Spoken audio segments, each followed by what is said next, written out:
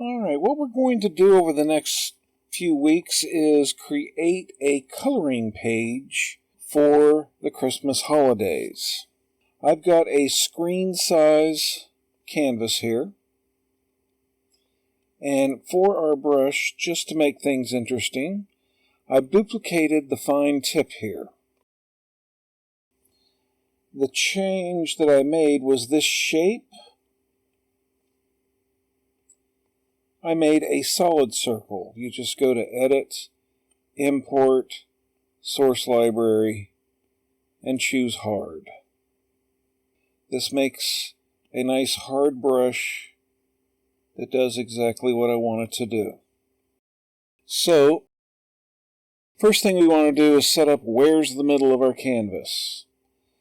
We go up to the Actions menu, go to Canvas and turn on the Drawing Guide. We'll go to Edit Drawing Guide, Symmetry, go down to Options. We're going to use the quadrant and we're going to turn off Assisted Drawing. The only reason we have this here is so we know where the middle of our canvas is. I'm going to draw a circle that's going to define our shape. Today we're going to do a poinsettia. So I've held my stylus down and now I put one finger on the canvas from my other hand. That snaps it to a circle. And I think that's a good size, so I release my stylus and then I release my finger.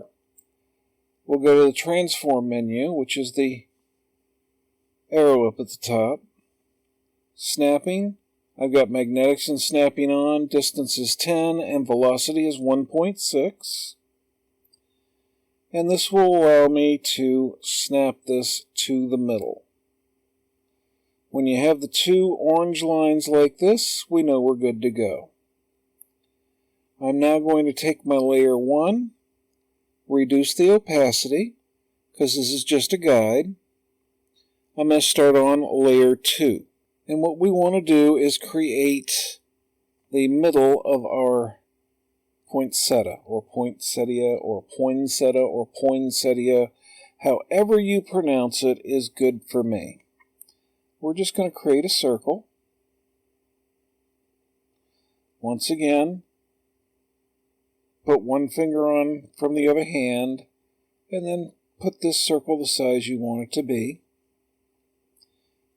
and center it. And then what I'm going to do is duplicate layer 2. And we're going to move this up to, say, here. Overlap them. That looks good. We'll duplicate the same layer 2 because we want as little blurring as possible. And we'll go over to here.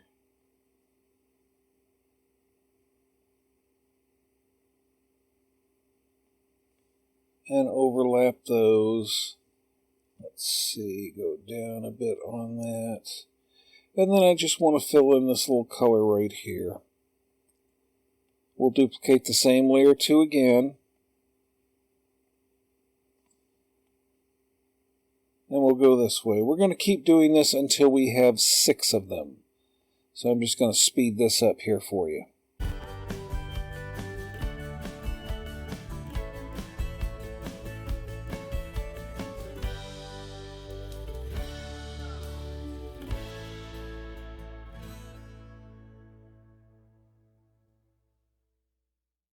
Okay, so now that we have our 7 circles, I'm going to take all of my layer 2s and pinch them together.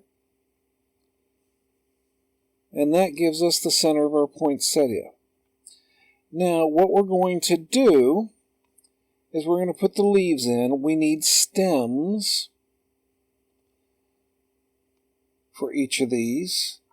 Remember, a poinsettia is basically the flower with, it's modified leaves, really.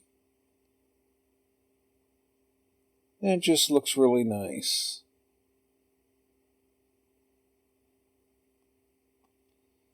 So I'm putting these stems in along all of the interstices here. And then we're going to use our circle in the background as our guide for making this a good size. I want the size to be relatively even, but the leaves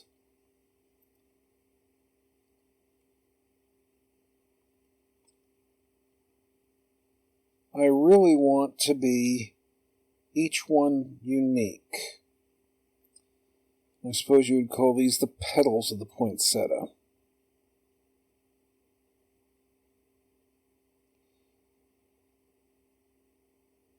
When I lived on a farm, one of our neighbors had 80 poinsettias that she would put out every Christmas onto her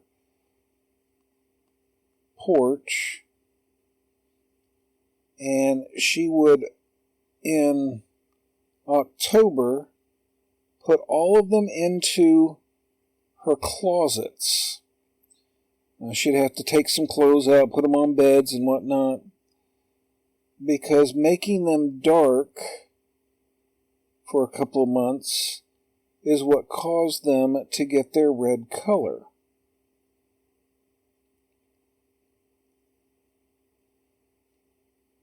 So there's an interesting fact. All right, and now that we have these, we're going to go up a layer. I'm going to kind of dim this one down a little bit. And up here on layer 3, we're going to create the stems and petals that are going to go behind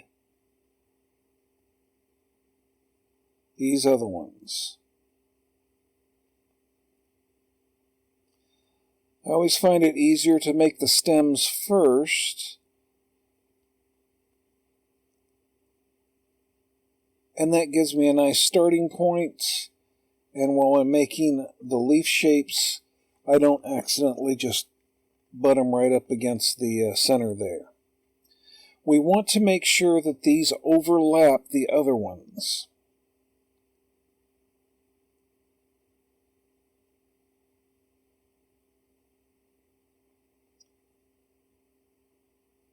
And they don't have to be perfect.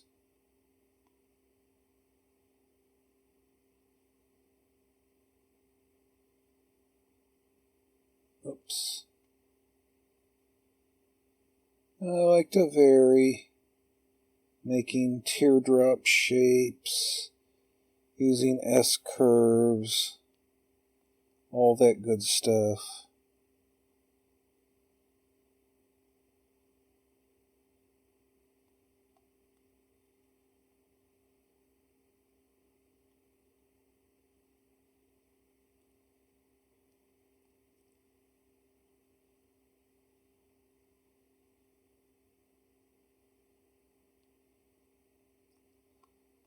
That one didn't go good.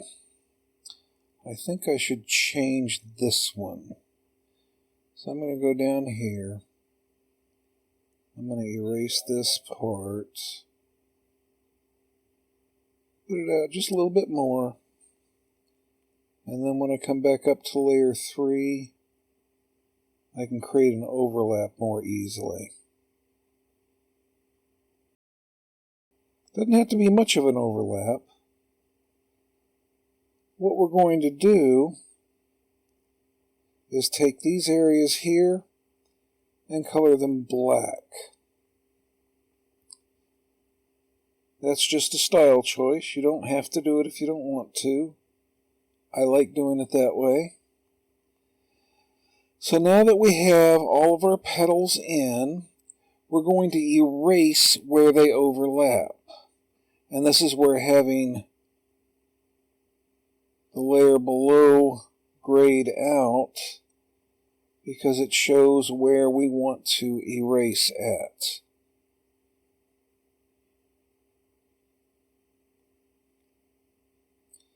And let's speed this up so you're not too bored, maybe.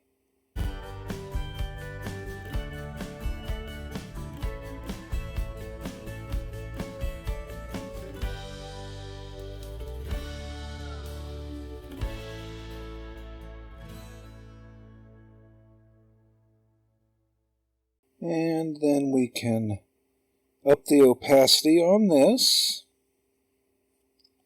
merge this down, and then we're going to put a couple of leaves in here.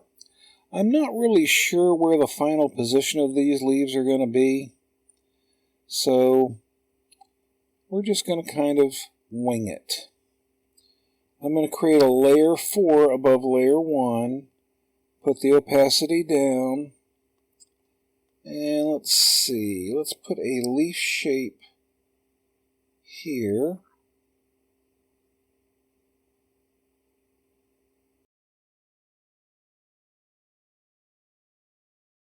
And put another one over here. Now these are just guidelines, mind you. And there are all kinds of different leaves for poinsettias. The ones that I'm going to do, I really like. I'm going to start at the tip. I'm going to make a little curve that goes in like that. I'm going to keep doing that all the way down.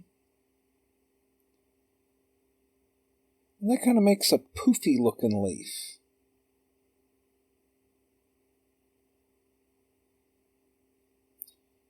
Try to get the same number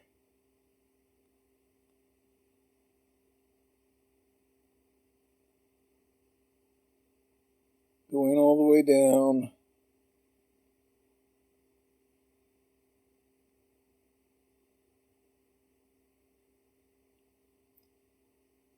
And then we put a center, and we're going to curve in like this.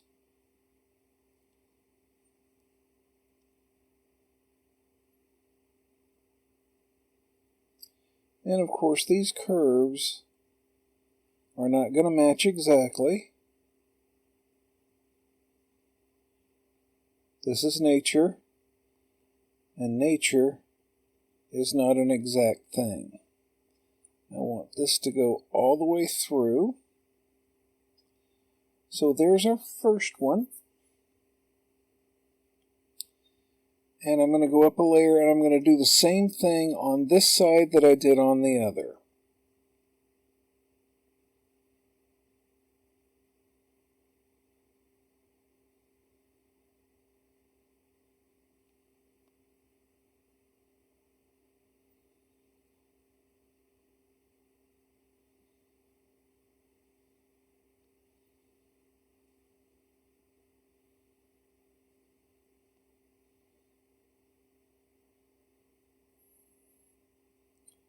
I'm not going to have that center line go directly into the corner like the other one did, just for some nice variety.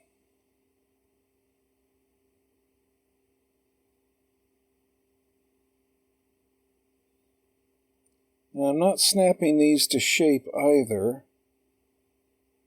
While they are generally curved, I don't necessarily want them to be perfect curves. I do, however, want them to meet in the middle at the exact same spot. Alright, so we have this. We've got this lovely poinsettia all mapped out here. I'm going to group these together, duplicate it, and then I'm going to flatten this one. And that is our first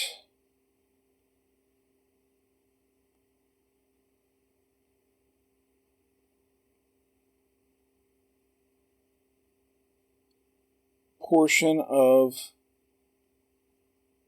our nice Christmassy picture. In our next video, we're going to make candy canes.